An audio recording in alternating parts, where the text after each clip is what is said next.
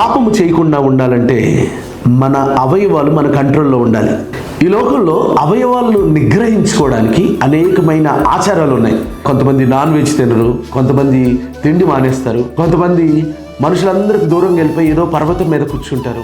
So that అపవిత్రపరచబడకుండా తమ అవయవాలను తమ కంట్రోల్లోకి తీసుకోవడానికి ఈ లోకంలో యోగా అని ఇలాంటి అనేకమైనవి మనకి కనబడతా ఉంటాయి. కానీ వీటితో సంబంధం లేకుండా మన అవయవాలు మన కంట్రోల్లోనే మనం ఉంచుకోవాలంటే ఒక అద్భుతమైన ఆచారము రోమీయులకు రాసిన పత్రిక 6వ అధ్యాయము 13వ వచనం, మరియు మీ అవయవములను దుర్నీతి సాధనములుగా పాపమునకు అప్పగించకుడి, అయితే మృతుల్లో నుండి సజీవులమనుకుని మిమ్మల్ని మీరే దేవునికి అప్పగించుకునడి. మీ అవయవములను నీతి సాధనములుగా దేవునికి అప్పగించుడి. మన అవయవాలను దేవునికి అప్పగించాలి. మన అవయవాలను దేవుని పనులకు అప్పగించాలి.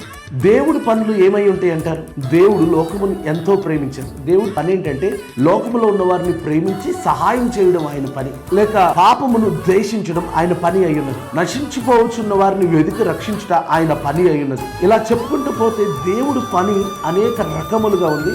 అల్టిమేట్లీ దేవుని పని 10 మందికి సహాయపడుతుంది. మన అవయవాలను దేవుని సాధనములుగా అప్పగించాలి. దేవుడు పని చేస్తే ఆ పనికి మనము సహాయపడే వారిగా ఉండాలి.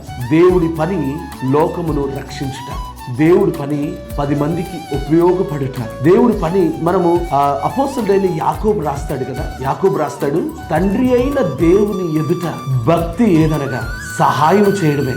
సహాయం కావలసిన వారికి, దిక్కులేని పిల్లలకు సహాయం చేయడం, విధవరాళ్లకు సహాయపడ్డం. మరి మన అవయవాలను సహాయము చేసే పనిలో ఒకవేళ అప్పగించగలిగితే, అది ఏ సహాయం అని కావచ్చు, అది చర్చిలో కావచ్చు, మనుషులకు సహాయం చేసే విషయంలో కావచ్చు, ఒకవేళ అప్పగించగలిగితే, మనుషులకు ఉపయోగపడే విధంగా మన అవయవాలను అప్పగించగలిగితే, మన అవయవాలతో పాపము చేయలేము.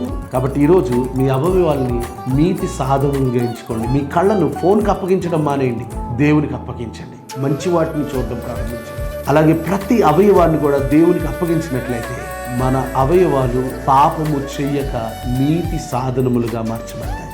God bless you.